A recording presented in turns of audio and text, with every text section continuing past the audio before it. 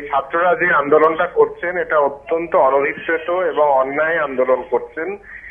তাদের এই যে র্যাগিং এর বিরুদ্ধে যে শাস্তি দেওয়া হয়েছে দুজন ছাত্রকে, সেই বিষয়ে যাদবপুর বিশ্ববিদ্যালয়ের কিচ্ছু করার ছিল না, কারণ ইউজিসি গাইডলাইন যা এবং সুপ্রিম কোর্টের যা নির্দেশ সেই অনুযায়ী সেই মোতাবেক যে শাস্তিটা দেওয়া দরকার সেইটাই তারা দিয়েছেন। যে তদন্ত করা দরকার সেই তদন্ত বরঞ্চ কিছুটা কম করেছেন, কারণ তারা 24 ঘন্টার মধ্যে থানায় এফআইআর করার কথা সেটা করেননি।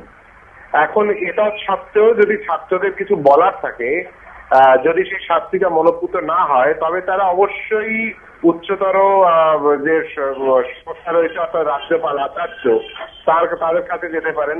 এমনকি তাদের যদি এরকম মনে হয় তারা আদালতের শরণাপন্ন হতে পারেন, কিন্তু কোনোভাবেই বিশ্ববিদ্যালয়ের পঠন পাঠন এবং বন্ধ রেখে তারা এইভাবে রেজিস্ট্রার, উপাচার্য এবং সহ উপাচার্যকে ঘেরাও করে রাখতে পারেন না।